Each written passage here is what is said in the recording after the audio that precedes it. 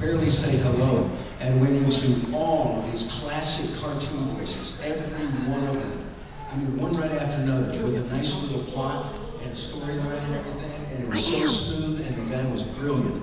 Every single one, I was really getting entertained. I was hanging there listening to all these different, well, he must go through 50 of the Porky Pigs and the movie styles. Was he good? The guy was great. Was it you? No. The guy was great, and when he finally stopped and there was a second of dead air, I just went, man, it's been done. You know, I really appreciate that, but it's been done.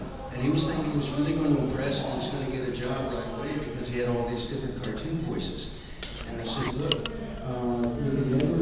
that's like people ask me, should I bring a headshot? Come on, we're looking at the other question. It's all about originality, guys. That's kind of what you were saying. But it's all about, you know, nobody needs another actor, nobody needs another voice. They need brilliant actors and original. And all characters have a voice, but not all voices have character. So it's not just doing funny sounds. They made me audition for Space Jam after I played the characters for years. And our audition for our final callback was Shakespeare. Because they figured you could say, what's up, Doc? I taught I talk, movie Ted, that's all, folks. But if you could do Hamlet in character, and the story is always the most important part, if you can do that, then you know these characters. If you guys ever get the chance to take Bob's course, I'm just going to go ahead and have his course for him. He and I have... Like him! Yeah. Where's the hose? We become friends a while back at a convention, and we become really good friends. And he is somebody I respect so much, and he's amazing at what he does. And he offers courses in this very thing. If you get the chance, he brings his program to many cities, and if you get the chance to take it, and you're interested in this kind of work, I strongly suggest that you do so. Question? I just wanted to ask something to that real quick. The thing about being unique and all that is not as terrifying as it sounds, because all of us are unique, and all of us have our own voice. And you have to find your own voice, and sometimes you'll go in and you'll think that this character should sound a certain way or not or whatever, but you just you look at the character and you give it what you think that character has. Maybe that's going to be something that's going to be different than what everybody else goes in and does, because 9 times out of 10, when I'm casting these things and directing, sometimes there'll be 20 guys they'll do the same voice, and then that one guy will come in, he'll do something really interesting or different or unique, and that's what kind of sets them apart.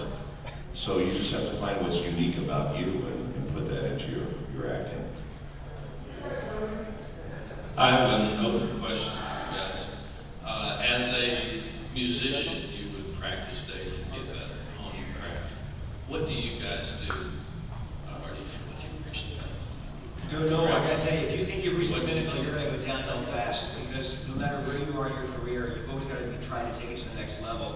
But I'm at a point right now where, what do I do to work out? I audition and work. Every single day, I'm auditioning for something. So then I've got a home studio.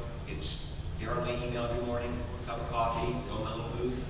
A couple hours later, I'm done for the day, or at least for that stuff. So I'm doing that every single day. If I wasn't, I would either be in classes, workout groups, acting class, improv, I think is the greatest training any actor can do. But you always have to be studying and honing, and you just gotta keep that machine well oiled. Yeah, you just have to keep working your craft all the time and try to improve your work. Okay, guys, this is going to be funny. I don't think you guys are actors, you're one step above. Because you're being the character, you're connected. You're one. And they're wonderful. Oh, thank you. You have it hello. You don't want to walk to the middle because you're gonna feedback. I have an open question for you all. Many of you have been in just multiple roles and all, but my question is, what is your favorite role? And if you have a favorite line, what is it?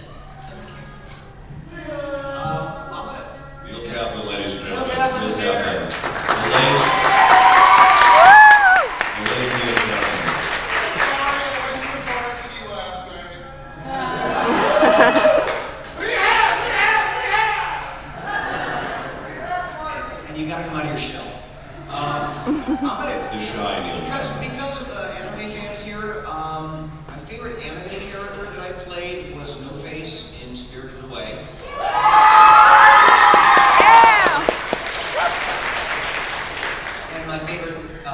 characters. You look like a pig. My favorite character was no legs. No mouth, actually. I memorized all those ones. You know, it's really hard to pick one. When you get started, the first thing you do, you just love. Everyone asks you what's your favorite, that's the favorite. But then after you've been privileged to play a lot of different really fun roles, it gets really hard to just pick one. I've always loved Edward Elric ever since I got to do it. And you know, the fact that you play that character for like 51 episodes and video games and OVAs, and you know, now there's a new series coming. The more time you spend with the character, the more you come to love him. But then, you know, as soon as I say that, I think of other characters. I absolutely love Tamaki from Oran High School. And the new character that I'm doing for Soul Eater, I'm excited about. So it's really hard to pick just one. And we love them all. They're all special in their own perverted little way. Yes, well, I was going to say I played No Pants. But that was in the lobby earlier today. You know, it's really true. Our characters are kind of like our children, so it's kind of hard to say I love one above another because, you know, you really do get attached to a lot of them. It's a tough question when anybody ever asks me that. I have a hard time with it. I've done, you know, literally over 200 characters, so it's hard to pick, you know, one that I really love. But I do love Batou, and I do love Jigen, and I love doing the Joker in the Mortal Kombat versus DC Universe game. And there's hundreds of I can go on and on. Ziggy, you guys know Ziggy and Xenosaga? I love that. So there's Ziggy's mom's over there. But they're all fun. You know, they're all fun. And you know, what's kind of fun too, because I have this voice and I meet a lot of heroes and villains with this kind of voice. But the fun part for me too is to do somebody that's completely, they go, they can't believe it's me. You know, they listen to the voice and they go, wow, that doesn't sound anything like me. So those are fun too. That's fun. Well, as a voice director, actually I do a lot of roles. That's the cool thing about being voice directors, because you can pick roles and go under pseudonyms, so I've got quite a few.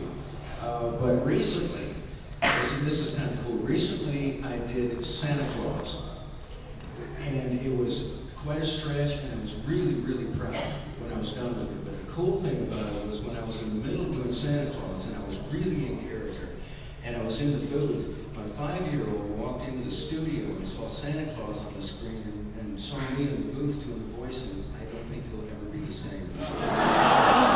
It's terrible. He just went, Scott, you could really injure a child if you tell him you did Santa Claus. You could traumatize a child. well, I did Santa I Claus? don't know about your personal life, Scott. I'm just in the ring. Questione. Okay.